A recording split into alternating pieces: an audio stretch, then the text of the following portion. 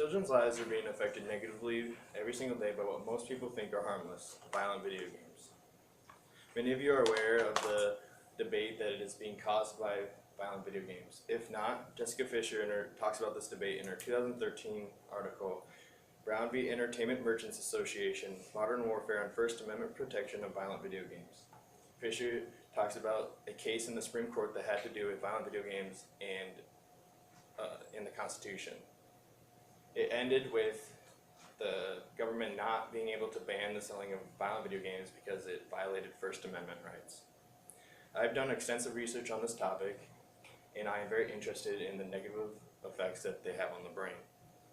Although some people may think that violent video games have no effect on children's real-life actions, we should give the buyers a more specific list of things that the games contain because they truly do have a significant negative impact on the brain.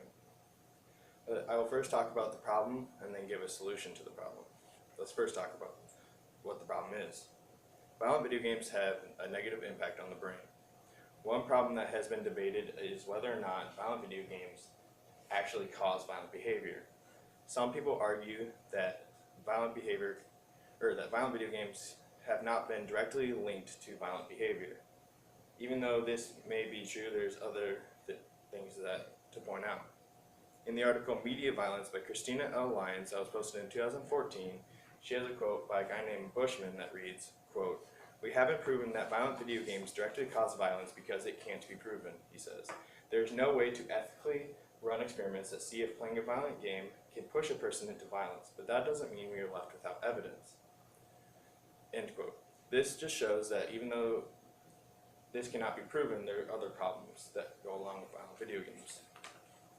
One of the problems that goes along with violent video games is that it causes aggressive tendencies. In the article, The Effect of Online Violent Video Games on Levels of Aggression by Jack Hollydale and Tobias Grittenmeyer that was posted in 2014, they show an experiment. In this experiment, people were randomly assigned to 4 different groups. The groups were online violent video games, offline violent video games, online neutral video games, and offline neutral video games. All of the people were instructed to play these different games for a certain amount of time and then to take 2 surveys. One was to rate how violent they thought the games were, and the other one was to see how much chili sauce that they would put into someone's food, even though they knew that they didn't like hot things. According to the authors, both the online and offline violent video games showed that a greater amount of aggressive tendencies than the online and offline neutral video games did. Another example is in the article by Lyons. She has a quote that says, quote, "Bushman, an Ohio State University communication and psychology professor, helped lead a 2012 study that found that participants who played a violent video game 20 minutes per day for 3 days displayed increased aggressive behavior," end quote. This just shows that even though it can't be proven that violent video games cause violent behavior, it does cause aggressive behavior, which could end up causing violent behavior. Another problem with violent video games is that they justify violence.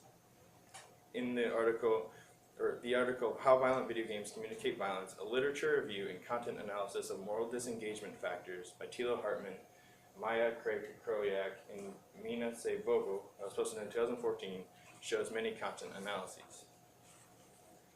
Hartman and Associates go on to say, quote, "These students suggest that violent video games tend to justify violence using 4 reasons. First, they communicate that violence shows a higher good.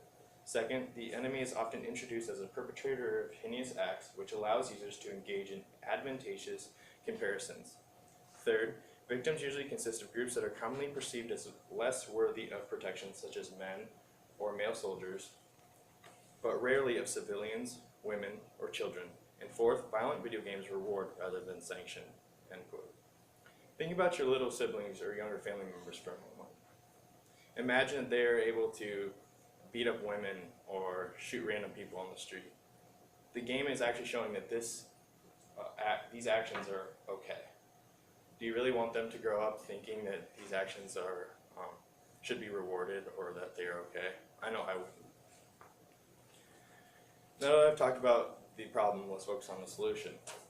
There's a very good solution, which is to give buyers more resources.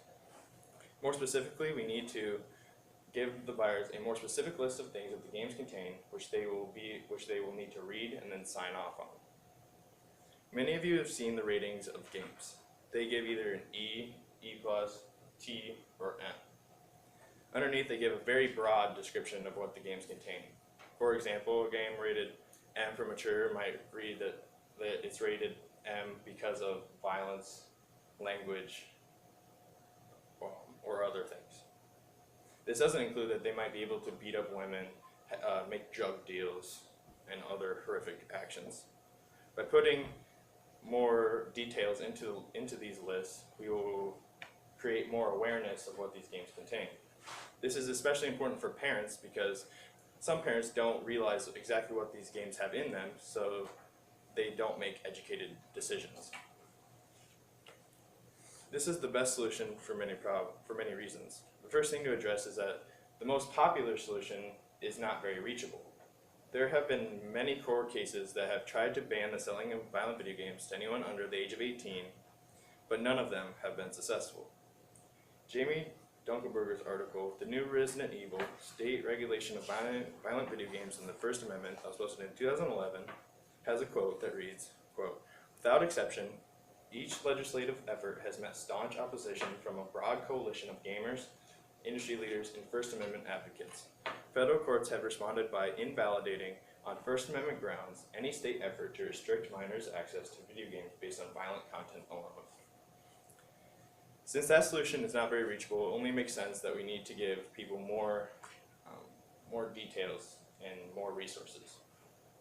This solution would also be the best because it would decrease the amount of violent video games being sold. It is common knowledge that violent video games are usually rated T for teen or M for mature. In the webpage, How Much Do You Know About Video Games, on ESRB's website, it talks about the sales of games. In 2009, T and M rated games made up only 40% of the total sales, while lower rated games made up 60%. This being said, violent video games still made less than what non-violent video games did. By using the solution that I have said, this would obviously decrease the amount of violent video games being sold, so it would raise the differential higher than just a 20% difference. It is now time to wrap this speech up. Violent video games are a major problem because they cause major effects on the brain, like increased aggressive tendencies and that they justify violence. We need to give buyers a more specific list of things that the games contain, because then these negative effects would also decrease. Just think of your little siblings or younger family members for a moment. Do you really want them to be surrounded by this type of negativity and violence? We need to make this change because the children are truly the future of our nation. Thank you.